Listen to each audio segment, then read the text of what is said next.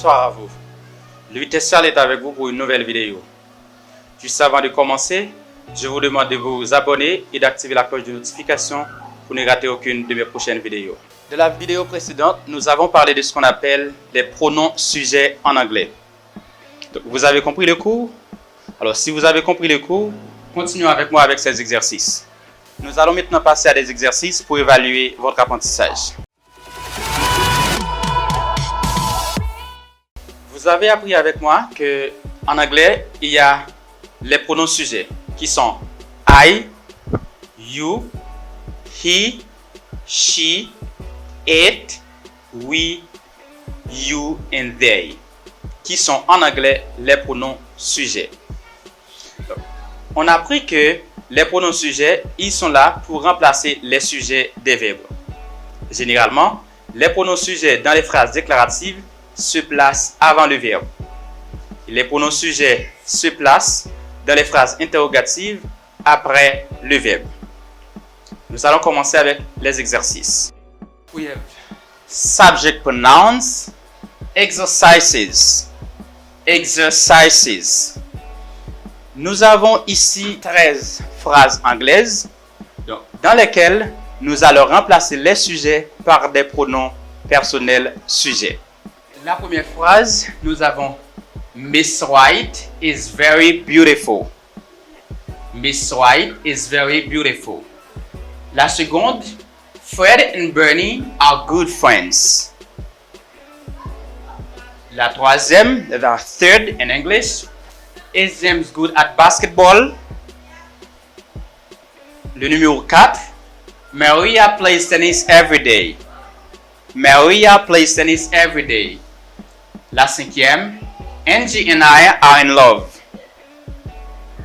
La sixième, Wendy and Robin are classmates. Et la septième phrase, is the TV too loud? Phrase numéro 8, how are Jesse and James? Numéro 9, Bruce, John and I are roommates. Le numéro 10, are you and Mr. Paul cousins? Le numéro 11, the cat looks very friendly. Numéro 12, Richie is an English teacher. Et le numéro 13, Maria is very clever. Ici, nous avons au tableau 13 phrases. Et vous remarquez là, il y a 3 phrases qui sont encadrées. Donc, commençons. Comme vous avez appris que le pronom sujet se place avant le verbe dans les phrases déclaratives et après le verbe dans les phrases interrogatives, maintenant, nous allons commencer avec les exercices. Miss White is very beautiful. C'est la phrase numéro 1. Nous avons ici les sujets Miss White, who is very beautiful. Qui est très jolie? C'est ici Miss White. Ici, Miss White is the subject of the verb. Ici, Miss White, c'est le sujet. Il s'agit d'une demoiselle, Miss White. Donc, nous allons remplacer le nom sujet par un pronom personnel sujet. Puisque c'est moi qui parle, je suis la première personne, vous êtes la deuxième et on parle de Miss White. Alors, Miss White est de la troisième personne. Qu'est-ce que nous allons utiliser? Peut-on utiliser I, you, he, she? Alright. Nous allons utiliser she. Pourquoi? C'est parce que Miss White, c'est du genre féminin et il s'agit de la troisième personne du singulier. Puisque c'est du genre féminin et de la troisième personne du singulier, nous allons utiliser she. Miss White is very beautiful. C'est she is very beautiful.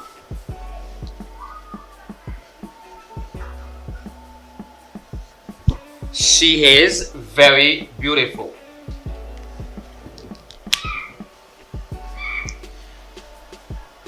Nous avons la deuxième phrase. Fred and Bernie are good friends. La deuxième phrase. Vous voyez que who are good friends? The answer is Fred and Bernie. Fred and Bernie. Here the subject is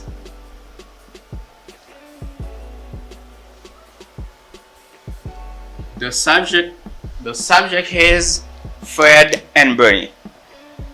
And we see here, nous voyons ici que le sujet est composé, c'est-à-dire il y a deux noms. Il y a Fred et il y a Bernie. Fred, c'est du genre masculin et de quelle personne? De la troisième personne du singulier. Et nous avons aussi Bernie qui est de la troisième personne du singulier. Comme vous avez appris avec moi, quand on a un sujet composé de plusieurs sujets du singulier, le verbe se met au pluriel. Et le verbe se met au pluriel avec la personne qui a la priorité. Puisque ici, il s'agit de la troisième personne du singulier et de la troisième personne du singulier Bernie, alors nous allons utiliser quelle personne? La troisième personne du pluriel.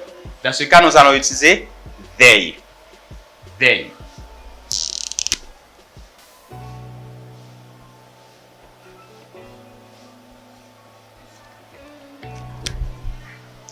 Pour éviter de dire Fred and Bernie are good friends, nous disons they are good friends. They are good friends. That's great.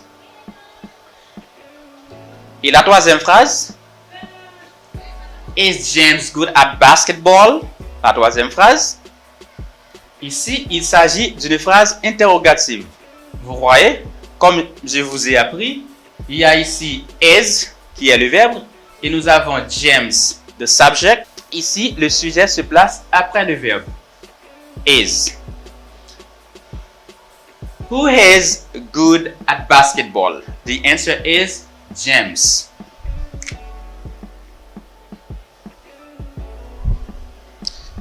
Ici, James, c'est le sujet. Il se place après le verbe. Je parle, je suis la première personne et vous êtes la deuxième personne du pluriel. Et ici, nous parlons de qui? Nous parlons de James. Alors, James, c'est de la troisième personne du singulier ou du pluriel? Du singulier. Puisqu'il s'agit de la troisième personne du singulier pour le masculin, nous allons utiliser quoi? She or he? He. That's great. He. Au lieu de dire is James good at basketball, nous disons is he good at basketball? Is he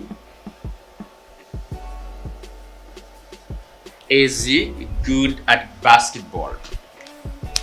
Et la quatrième phrase, Maria plays tennis every day. Maria plays tennis every day.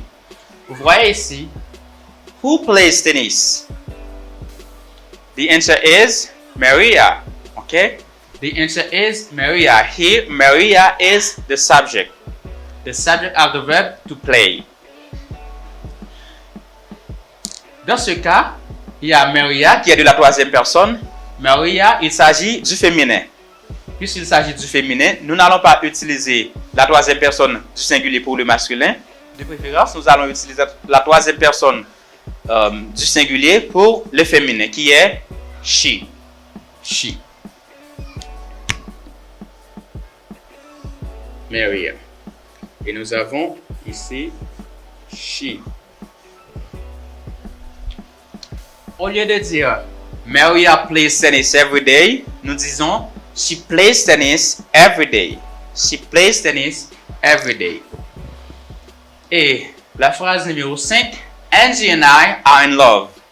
Angie and I are in love. Dans cette phrase, nous avons un sujet composé. Nous avons le nom Angie et le pronom personnel sujet I. Puisque le sujet est composé, dans ce cas, le verbe doit être au pluriel. Et au pluriel avec la personne qui a la priorité. Nous avons ici Angie, qui est de quelle personne?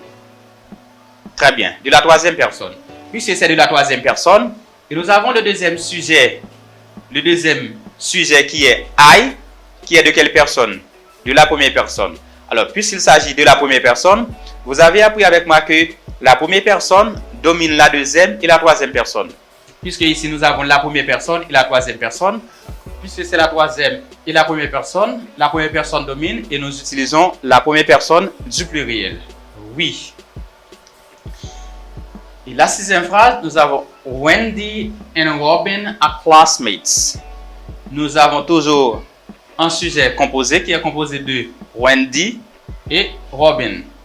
Donc, dans cette phrase, le sujet est composé.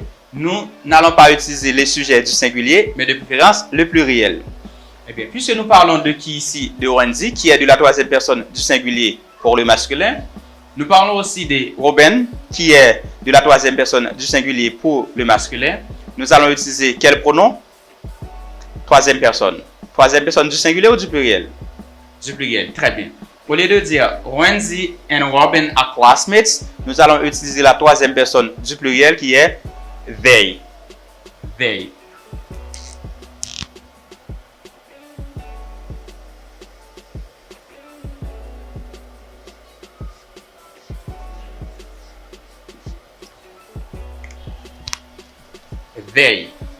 They are classmates.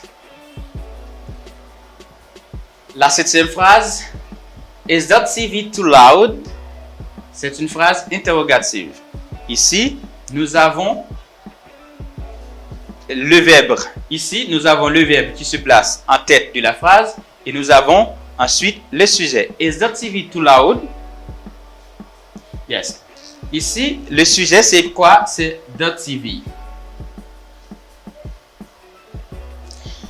ici, .tv, il ne s'agit pas d'une personne, mais il s'agit de préférence d'une chose. Puisque vous savez, de la troisième personne, il y a le pronom personnel sujet pour la troisième personne du singulier féminin, pour la troisième personne du singulier masculin, et pour les animaux et les choses, il s'agit de et.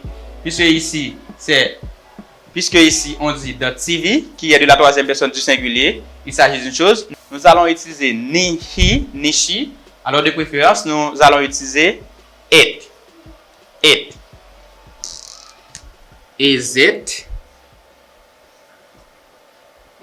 Is it too loud? Is it too loud? Et nous passons à la huitième phrase. How are JC and James? Toujours, c'est une phrase interrogative. Vous voyez que le sujet se place après le verbe. Ici, c'est un sujet composé. JC and James. JC and James. Nous avons JC qui est de la troisième personne du singulier pour les féminins parce qu'il s'agit d'une fille, d'une demoiselle. Et nous avons James qui est de la troisième personne du singulier pour le masculin parce qu'il s'agit d'un homme. Puisque nous avons ici un sujet composé qui est de la troisième personne du singulier chacun, alors nous allons utiliser la troisième personne du pluriel.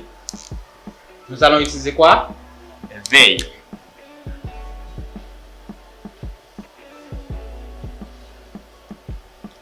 Dans ce cas, on dit how are they? Au lieu de dire how are JC and James. Et la deuxième phrase, Bruce, John and I are roommates. Dans ce cas, nous avons toujours un sujet composé. Bruce, John and I.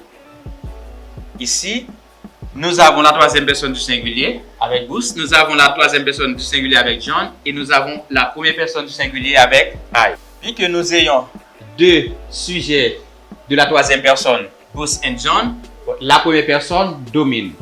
Au lieu de dire Bruce, John and I are roommates, nous allons utiliser la première personne du pluriel. La première personne du pluriel en anglais c'est we. Le pronom personnel sujet pour la première personne du pluriel c'est we. Nous allons utiliser we.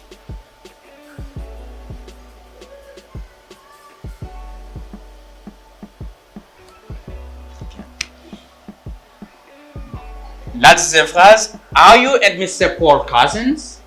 Are you and Mr. Paul cousins? Nous avons ici you and Mr. Paul qui est le sujet. Puisque nous avons you and Mr. Paul, nous avons you qui est de quelle personne? De la deuxième personne du singulier. Et nous avons Mr. Paul qui est de la troisième personne du singulier. Vous avez vu avec moi que la deuxième personne domine la troisième personne. Dans ce cas, nous allons utiliser le pluriel. Et nous allons utiliser la deuxième personne du pluriel. Très bien. Nous allons utiliser quoi? You. Are you cousin?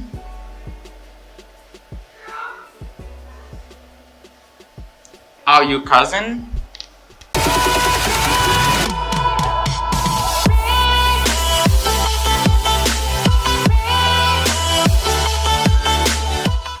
Maintenant, vous venez de voir avec moi des exercices concernant les pronoms personnels sujets en anglais. Ici, il y a trois phrases. Ces trois phrases, vous allez répondre avec ces trois phrases dans les commentaires. Numéro 11. The cat looks very friendly. Vous allez remplacer le sujet par le pronom personnel sujet convenable. Richie is an English teacher. vous allez remplacer les sujets par un pronom convenable. Maria is very clever. Donc, répondez avec ces 3 questions dans les commentaires. Est-ce que vous avez compris les exercices? Normalement, vous avez compris les exercices. Alors, merci d'avoir suivi avec moi cette vidéo. Espérons vous rejoindre dans une prochaine vidéo. Au revoir.